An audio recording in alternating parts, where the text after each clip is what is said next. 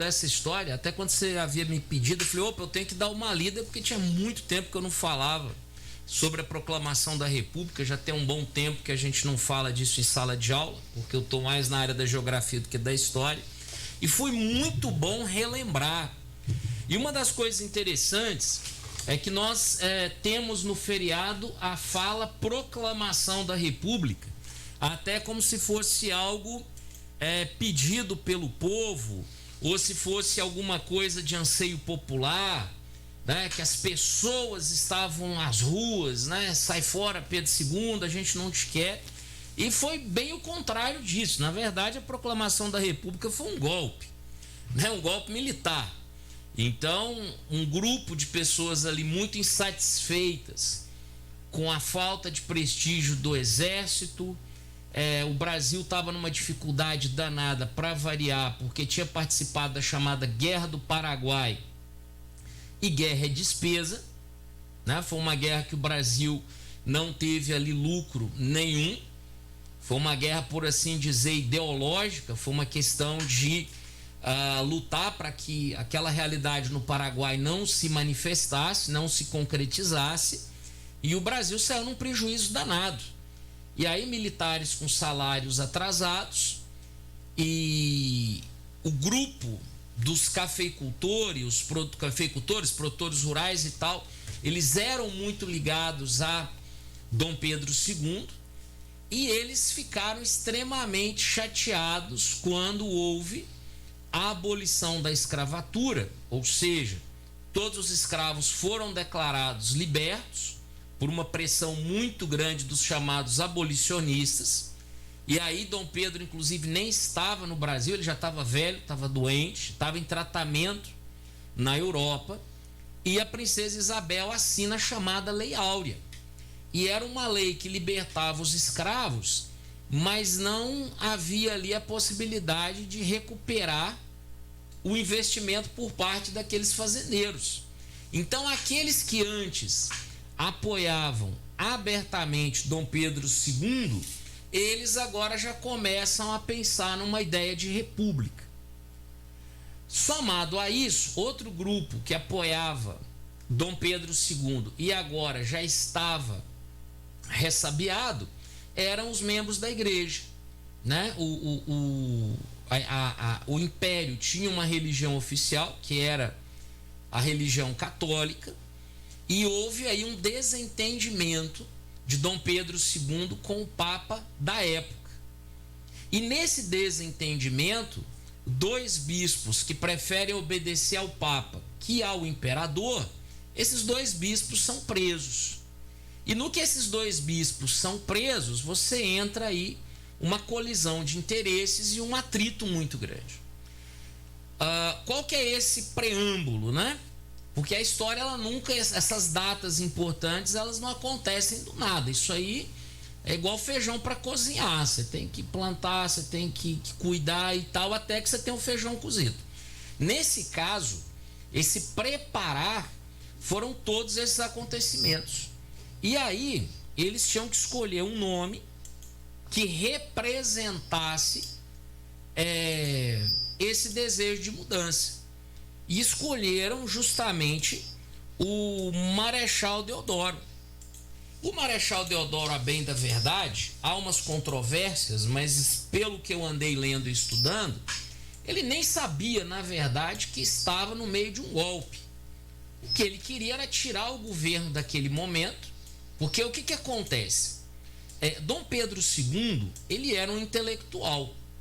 Dom Pedro II é alguém que tinha ideias, por exemplo, dentro do possível, de uma certa democracia. Tanto é que havia um parlamento no Brasil. O Brasil não estava numa monarquia absolutista, ou seja, havia ali a presença de pessoas que representavam, não vou dizer o povo, mas representavam as elites e representavam aqueles que tinham poder econômico na época, produtores rurais, comerciantes, como é até hoje.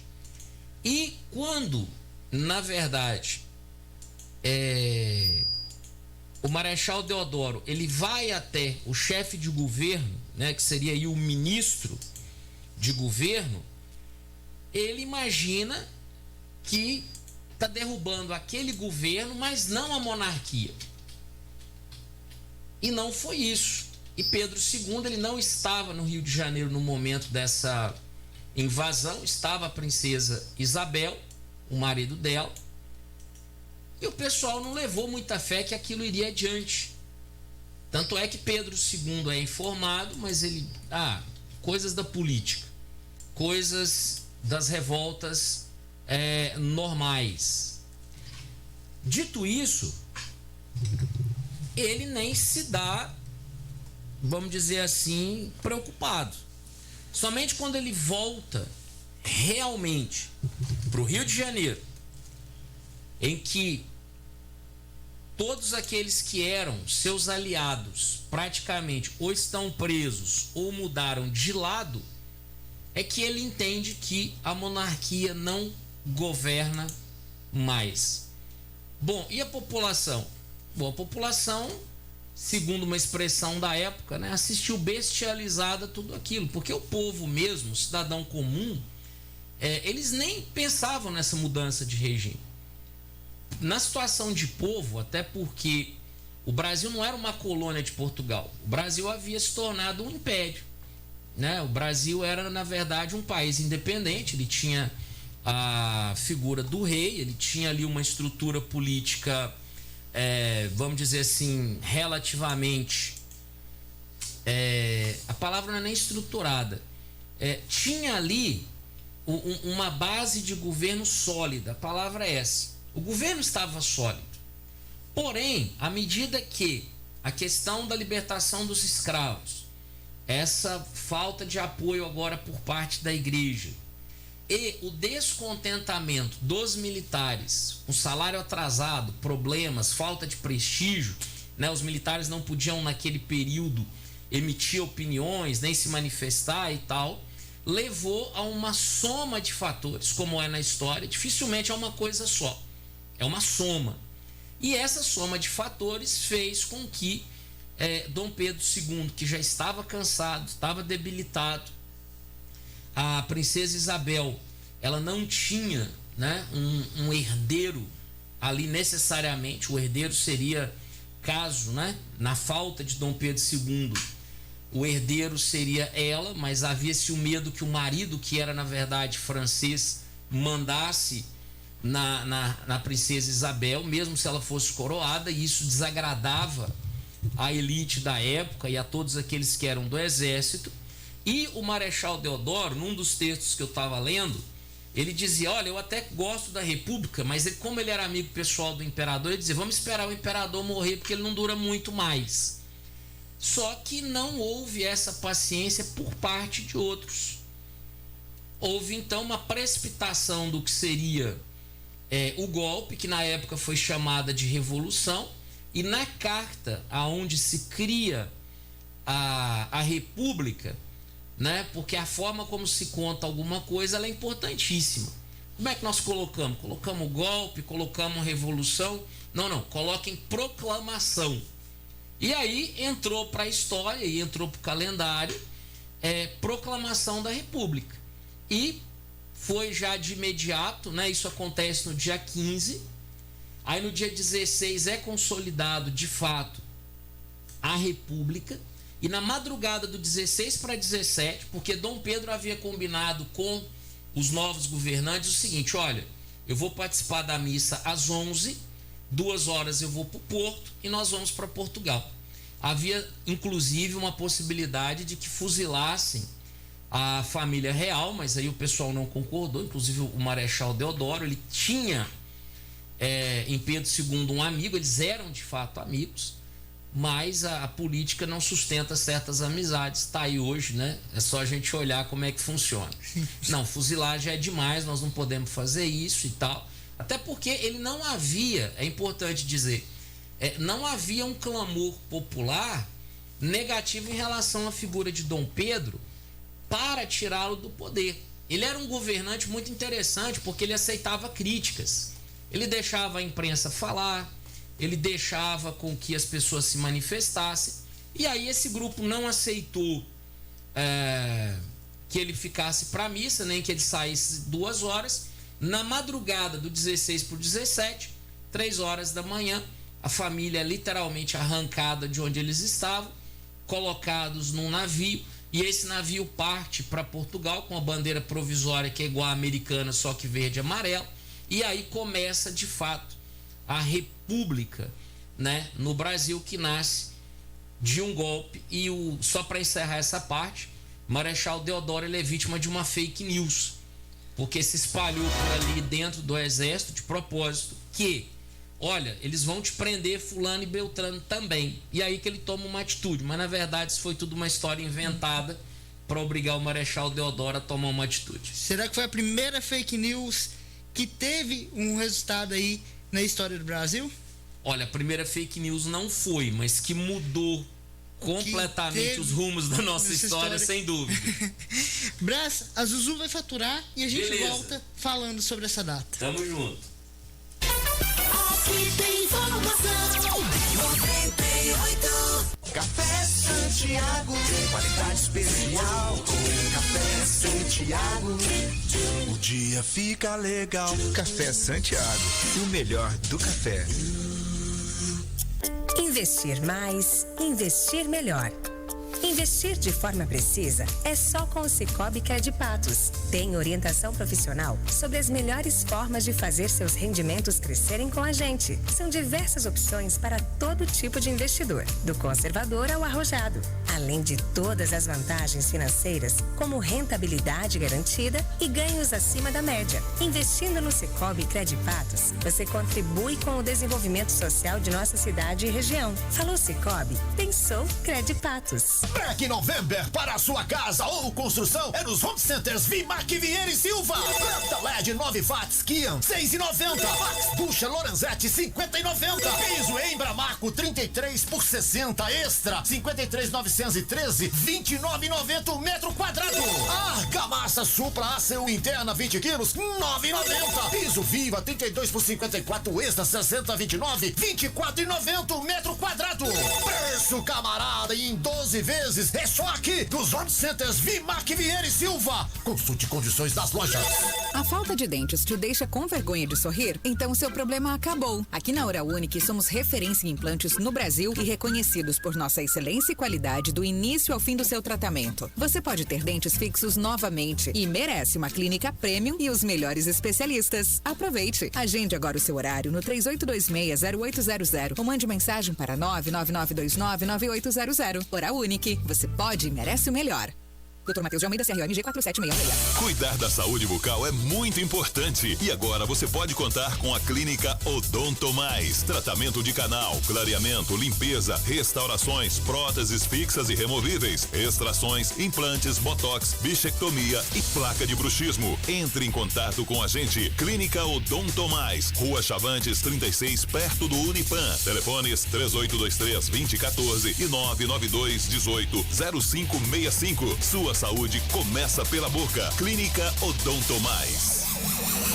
Rádio Clube 98. A qualidade evolui.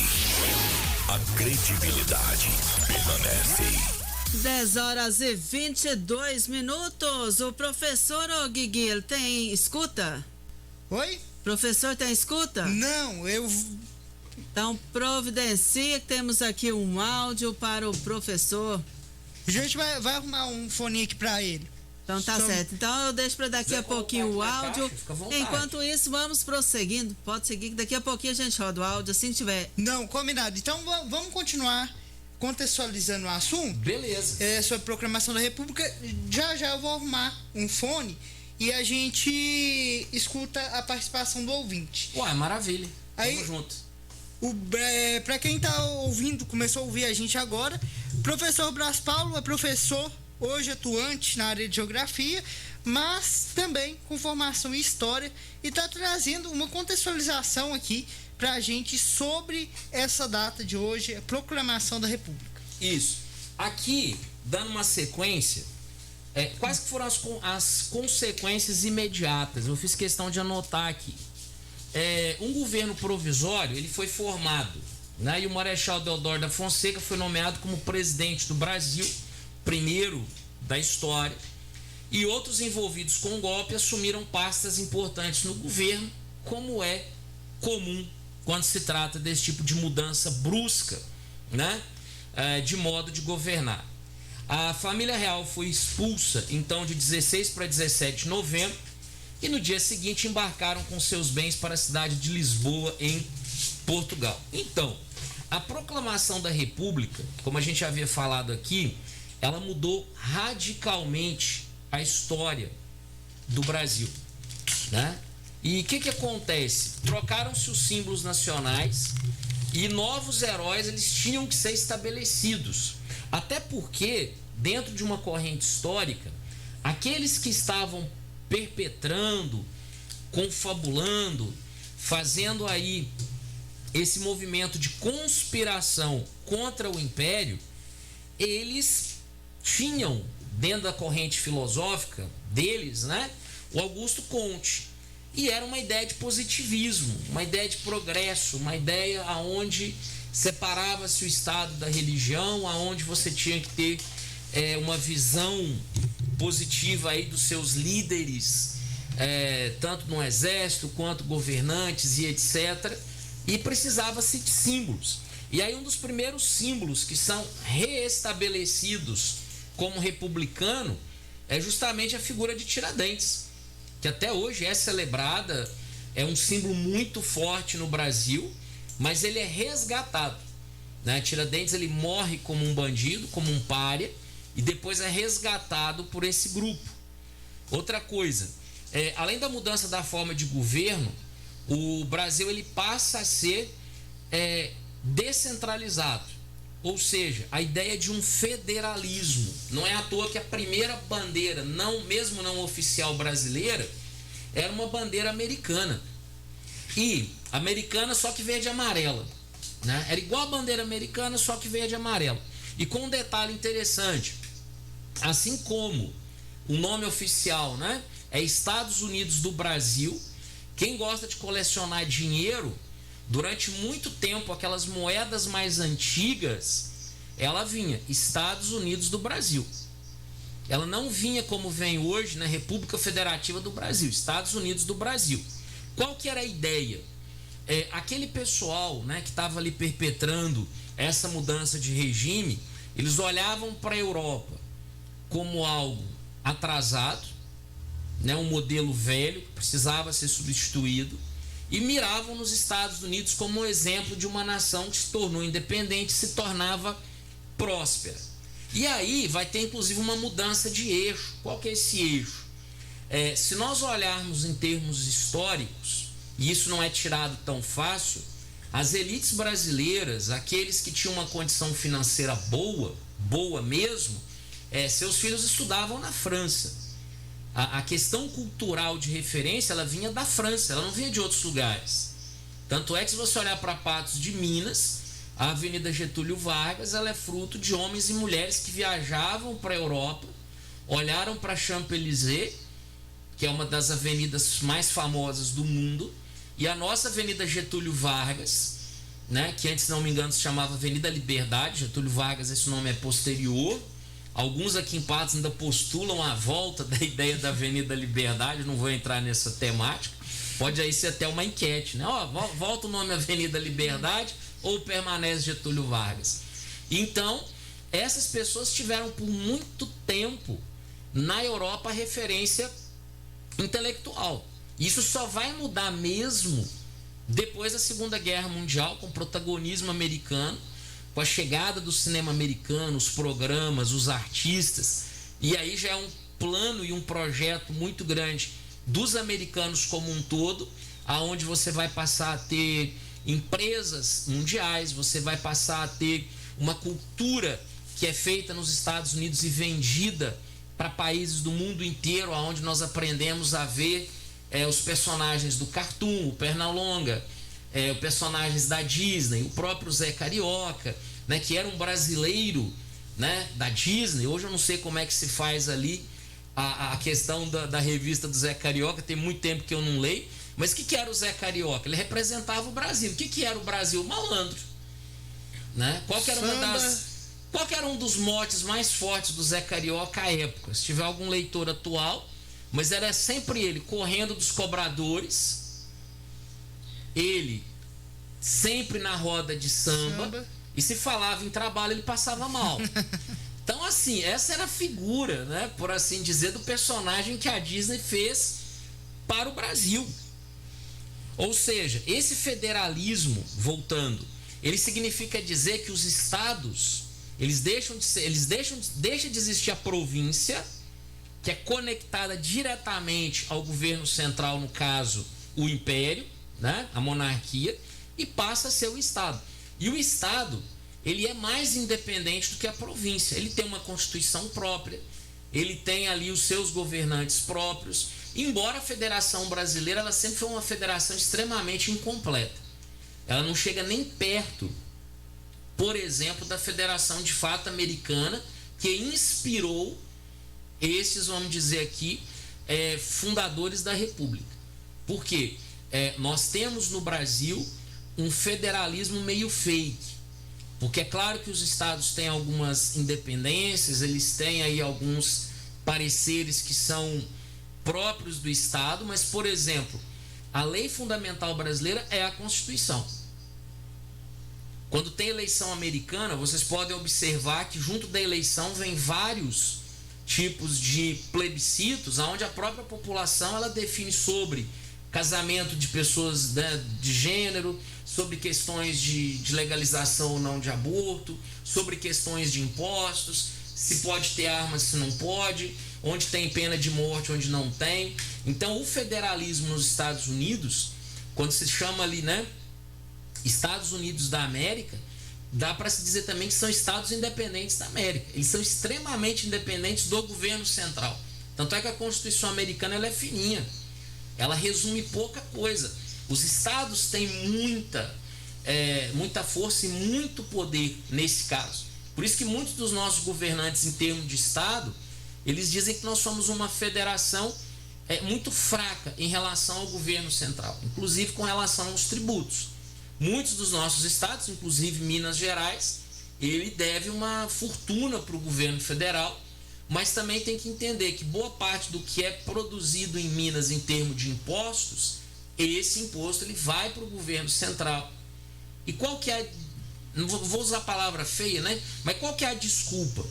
Como o Brasil tem uma realidade social muito distinta de estado para estado, se a gente fosse uma federação talvez mais completa, principalmente, vamos dizer, financeiramente, nós teríamos uma disparidade. Nós teríamos, por exemplo, um estado como São Paulo, mais rico do que praticamente o próprio governo federal, e ao mesmo tempo nós teríamos ali um determinado estado do Nordeste, não vou citar o nome para não criar caso, mas aonde ele ficaria devendo e não conseguiria sequer pagar o salário dos servidores. Então, quem fez o modelo do jeito que fez, ele fez e pensou numa distribuição mais equânime, aonde os estados que arrecadam mais, eles conseguem produzir, vamos dizer, uma diferença que permite aos estados menores não quebrarem.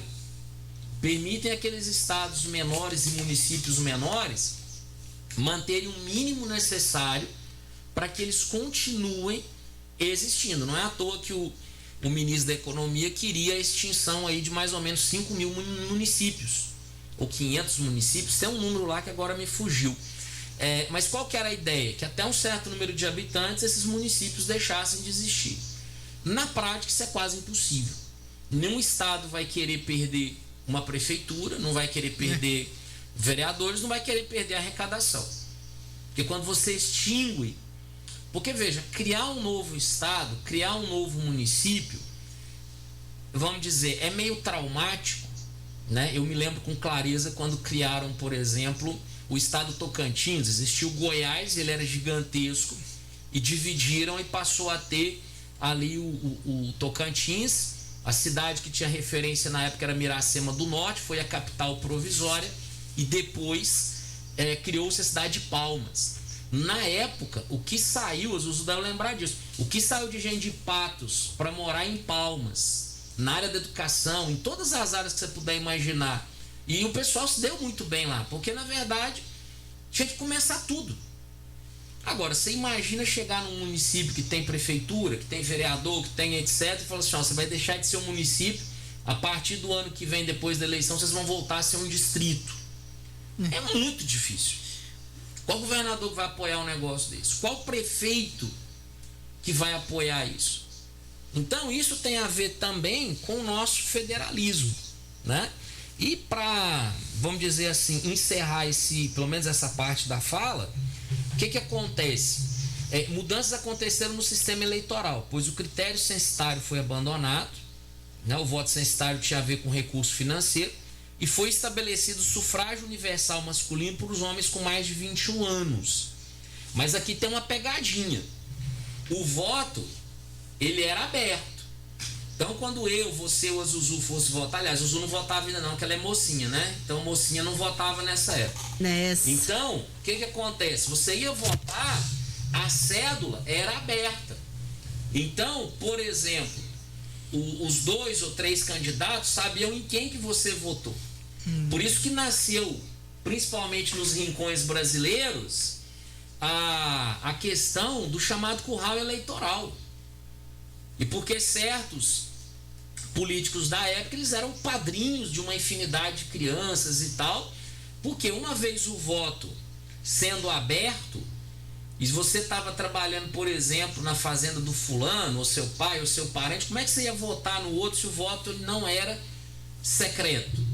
Então isso aí já criava uma situação muito complicada. E aí o Brasil se tornou um estado laico, jamais ateu, né? O Brasil ele sempre foi bem religioso, e o presidencialismo tornou-se um sistema de governo.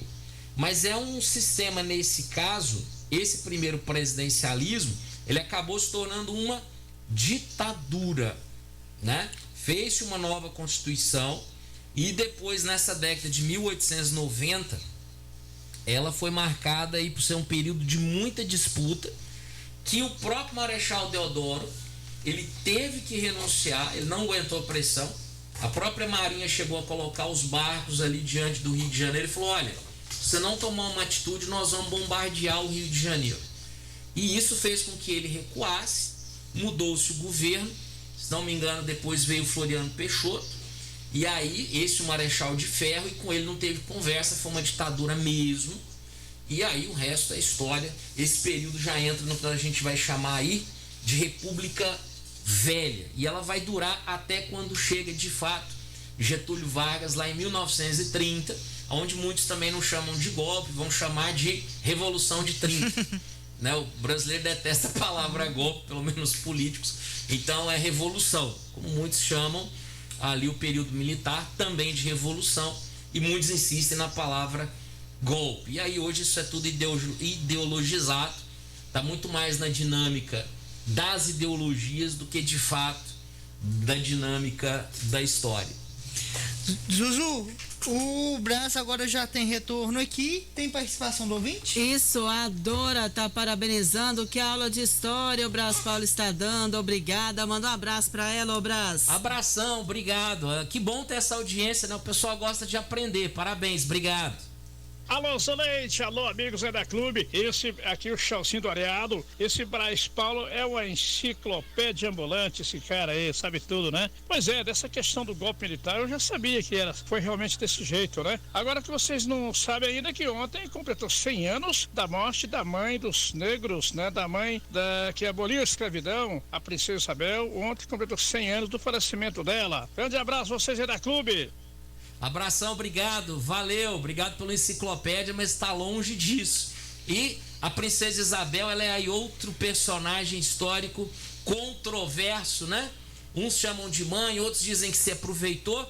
Eu penso no fato, né? Ela foi importante para que o Brasil apagasse da sua história essa mancha que é a escravidão, mas a gente sabe que a escravidão, ela é só o começo, né? Essa libertação, ela foi só o começo, porque depois, muitos dos nossos problemas, viu, Guilherme? Quando a gente pensa em favelização do Brasil, explosão populacional, teve a ver com a forma como essa libertação, ela foi feita. É a mesma coisa de falar assim, ó, vou dar 1 hectare de roça pro fulano e ele se vira, mas ele não sabe, ele não tem enxada, ele não tem adubo, ele não tem semente, ele não tem nada. esse 1 hectare para ele não vale nada. Essa liberdade que foi dada, é claro que ela é importante. Ninguém jamais deveria ter sido escravo em tempo nenhum. O detalhe é que, da forma que foi feita, sem nenhum tipo de apoio, sem nenhum tipo de capacidade de formação, eram pessoas que não sabiam ler, não sabiam escrever, eles não tiveram espaço na sociedade, infelizmente. E houve inclusive, né, isso é retratado em alguns livros, uma tentativa de branquear o Brasil. Ou seja, havia-se um temor que com tantas pessoas de pele preta livres, o Brasil ficasse mais moreno, mais escuro.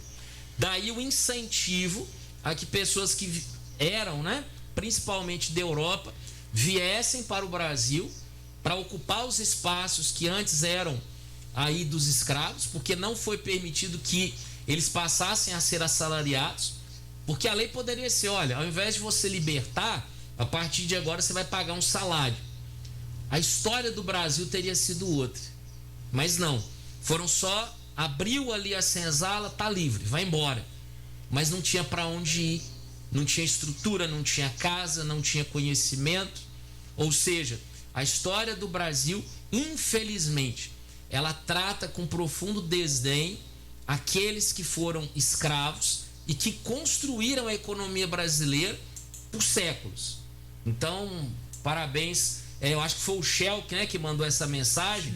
Parabéns ao Shell por essa lembrança e traz mais essa reflexão. Obrigado. Mais participação, Zuzu?